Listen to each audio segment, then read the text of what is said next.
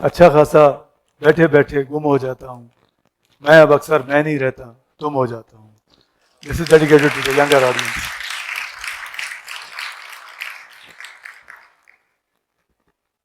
I'm surprised you are listening to a babu.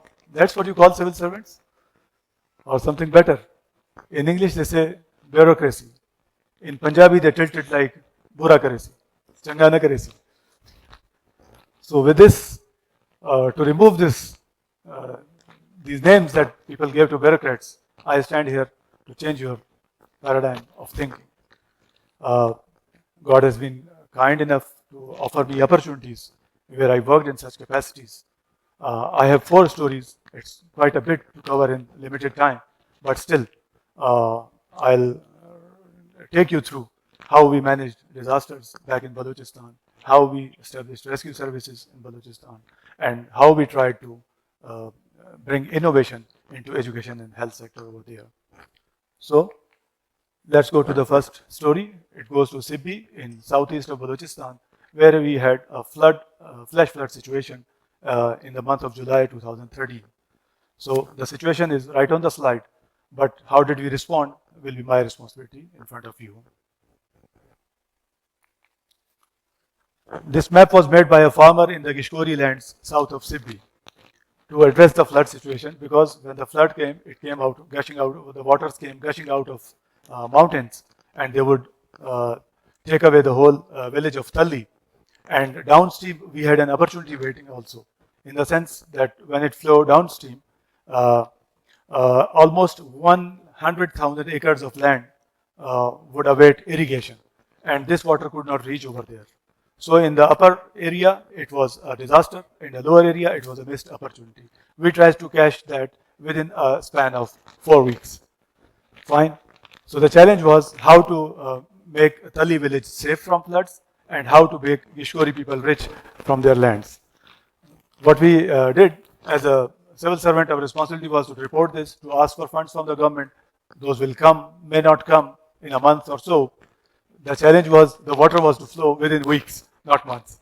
So what we did, we kind of, you can say, convinced the communities to make a flood protection band in Tali and make a diversion channel in Gishkori lands, so that we should save Tali and we should irrigate lands in Awaran area. So following this map of the farmer, I gathered some maybe 12 tractor holders in Gishkori lands who were willing to make these bunds as you see over here, and we gathered a lot of people to put these sacks before this tractor runs. These sacks were supposed to be put in some order so that it could be really effective. So this lower bund you see, it was 2 kilometers long. It was built in 2 weeks time, all by people, none of government efforts except myself standing, my force helping them, of course, with filling and placing.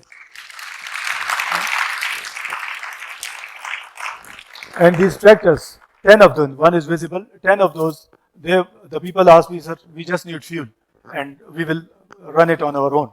And those, they built the upper one, as you see, that was almost maybe 700 feet or something. And when the floods came, the Tali was whole safe, otherwise the water will flow to Sibi town, which is 1 lakh people. And the upper channel that you see, it stopped it for 3 long days. It survived, then it broke up. But within 3 days, out of 100,000, at least 11,000 acres were irrigated with one spat of and flash flood. And I still carry the prayers of those people who grew crops on these lands.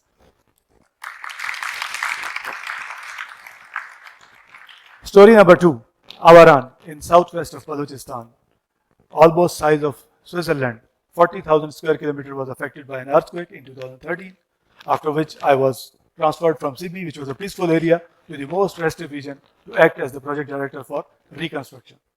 The challenge was, as you see over here, I mean, we lost people, we lost houses, but there was no trend of engineered housing in the whole district. Road infrastructure, electricity, all limited. Skilled labor, non-existent. So with these challenges, what we tried, you see these housing, this and the mud housing was the trend. We had to change this trend to bring up people in a hopeful manner, in an effective manner, to build back better and safe houses. This was the game changer. How did we do it?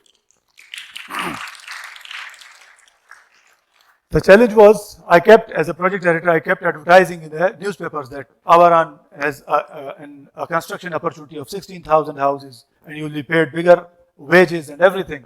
But nobody would come because it was hit by anti-state insurgency then and people would fear going over there. So everybody was not comfortable entering the district. What we had to do, everything was supposed to be local and indigenous.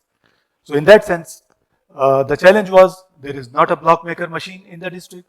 There is not a trained engineers over there, and the contractors or builders, they won't feel safe if they come from outside. So we had to build builders from within the district. That was a bigger challenge.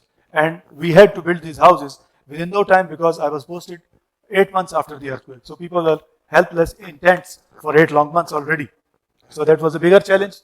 So what we did, we devised a project which was owner-driven reconstruction. The people had to build their houses by themselves. No contractor, no technician, everything by yourself. Government will provide money, government will provide seismic safe designs. Thanks to NED University and my friend Masood Lohar back in Hyderabad, they volunteered for trainings. In the sense, we picked out 50 young people from Awaran. We took them to Karachi and Hyderabad and they did the training of Raj Mistri, masonry, kacha, pakka, everything, and seismic safe design that you see on the upper side. This design was built in a way that we carried labor, material, everything from Awaran, took it to NED University, Karachi. We built this model on a shaking table. We gave it jolts of temporary, calibrated levels, 6, 7, 8, 9, 10. It survived up to 12 on the Richter scale. Then this model was replicated. These people were trained, they were back in business, and it acted like a catalyst. Within 12 months of time, 12,000 houses were at 6 feet level. The lower picture you see is the deputy commissioner sitting with the people teaching how to make safe building houses. I could not travel with all this security and everything because it was a very risky zone. People would spot government vehicles from afar and they would start firing or keep some bombs or everything in way. I survived 4 attacks, live attacks, in 16 long months over there. The lower picture you see is the block making machine. This was the first ever block machine brought into Awaran district. We brought it from Karachi. We trained few people on this. And then after that, within 12 months, 12 more machines and 12 more these blocking thallas that we call, these were introduced over there and the construction activity began. And that was the first house that you see over there constructed in Vedi, Awaran. And on that black color, I again remember something. इसमें शामिल है मेरे बख्त की तारीकी भी तुम स्याह रंग जो पहनोगे तो याद आऊंगा. Then this project, when it became successful, we were spotted for a World Habitat Awards over there, and for which we were nominated. And 2019, I traveled to Tokyo, Japan to win the Asia Pacific Award of Civil Engineering. And I am not an engineer.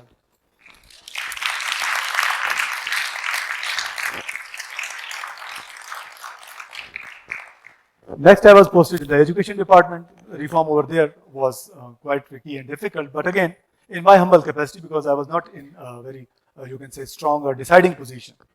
My belief is that bureaucrats or officers, they are supposed to decide things. We are paid for making decisions. So, in this capacity, when I was additional secretary and not an administrative secretary, 2 experiments at least we pushed in Balochistan. One was the challenge, the shortage of, you can say, generally shortage of schools in Balochistan, especially of the female girls' schools. Out of 10,000 primary schools, only 2,500 were female schools. And population-wise, as we all compare, 50% of population is females. So, we have to provide schools in short time. So, what to do? Whether to build another 2,500 schools or do something else. Back in 2016, what we decided, I advised my secretary and he declared all primary schools as gender-free in Balochistan. So 10,000 schools, you can say, they all became kind of, out of those which were primary schools, they all became gender-free, and we said at least we can remove this barrier. The second thing which we covered over there was the shortage of female teachers again. So through a project of World Bank Fund, the Global Partnership for Education, we hired 1,400 teachers in one row on merit through Public Service Commission selection criteria, and 1,400 female teachers when they were uh, uh, in their schools for teaching.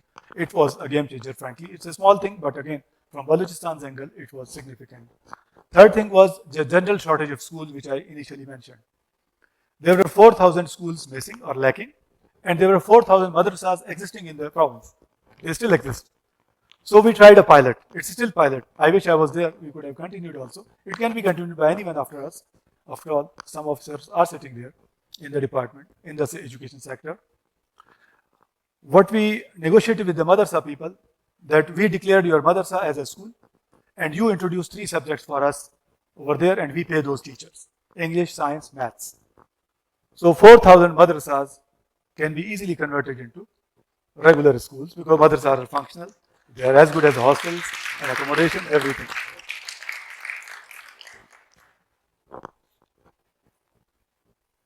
These are a bit of flashes which I enjoyed during my career over there, and you can be easily comfortable seeing these things, bringing these changes back in Balochistan. Last, I come to the health sector contribution. I was posted as CEO of a company called People's Primary Healthcare Initiative, the PPHI in short. And the challenge was it had a network of 800 basic health units in Balochistan, but lacking services. The challenge was how to equip these 800 facilities at such a large area like Balochistan. What I tried on 3 prongs. One was the mother and child services.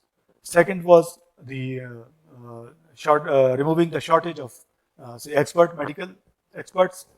And third thing was introducing the you can say rescue services in the province. So what we tried this is 3 years tenure and 3 things happening.